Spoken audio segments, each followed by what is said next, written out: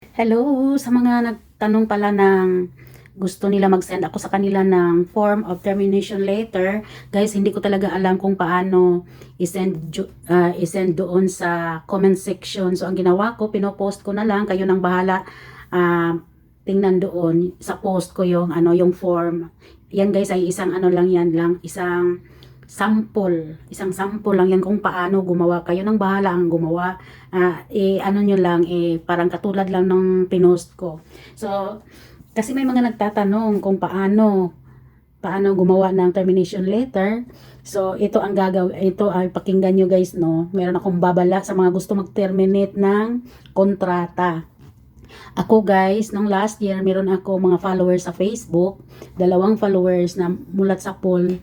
Ako ang tinatanong nila paano mag-apply, hanggang naka-apply, hanggang nakarating dito sa Hong Kong, napakabilis lang. So pagdating dito sa Hong Kong guys, ilang buwan lang, this month, uuwi na sila. Nag-break silang dalawa, nag-break talaga. Tapos di ba pag mag-break contract ka dito sa Hong Kong, meron kang 14 days left nga mag-stay sa Hong Kong. Tapos pwede ka maghanap ng amo. Naubos na lang nila yung 14 days, hindi talaga sila nakahanap ng bagong amo, gawa ng sila ay break contract. Napakahirap guys maghanap ng bagong amo kung ikaw ay break contract. Mas madali pa yung na-terminate ka kaysa ikaw ang umayaw sa trabaho mo. So yung mga reason nila is valid naman. Yung isa, hindi niya makasundo talaga yung lola. Lagi silang nag-aaway, lagi siyang pinagsabihan ng masakit, lagi siyang umiiyak, yung mental health niya apektado. Yung isa naman is, wala siyang pahinga, wala pa siyang own room, wala siyang day off, 4 months na siya, wala siyang day off, wala pa siyang sariling kwarto, wala talaga siyang pahinga. So, nag-break contract siya. Okay naman yung reason nila, pero nahirapan talaga silang humanap ng bagong amo. Pauwi na sila ngayong buwan na to, pero wala pa rin silang bagong amo. Kaya tayo, pag gusto nating mag-break contract, walang masama, pero wag na tayong mag-expect pa na makapagtrabaho uli dito sa Hong Kong, kasi iba na talaga ngayon guys. Noon kahit terminate, kahit break contract ka, madali ka lang makahanap, pero ngayon talaga guys, parang naging wais na rin ang mga Chinese dito. Pag ikaw ay may history of breaking the contract, mahirapan ka talaga. Meron mang iba nakapasok pa rin, nakahanap pa rin ng ibang amo, pero bilang lang sa daliri. Kaya kung ikaw gusto kang umayaw sa iyong trabaho, hindi mo na talaga kaya, huwag ka nang mag-expect na makahanap pa ng bagong amo.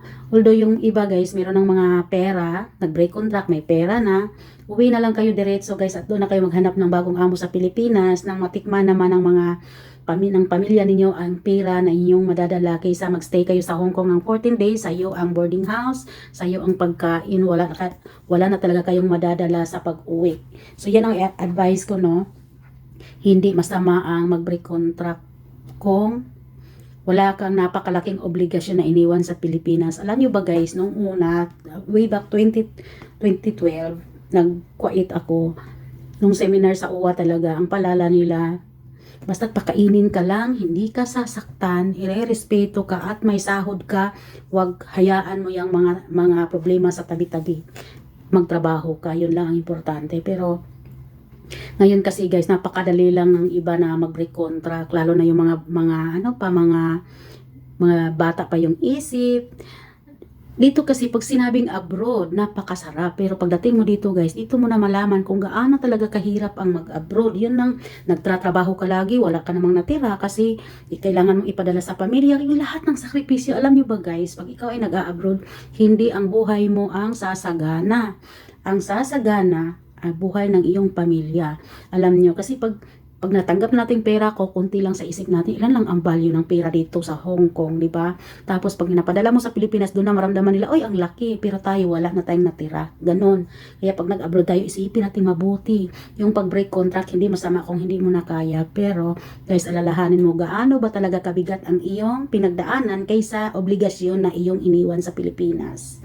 So, yan lang po. Maraming salamat sa nag-follow sa akin, sa mga nag-subscribe.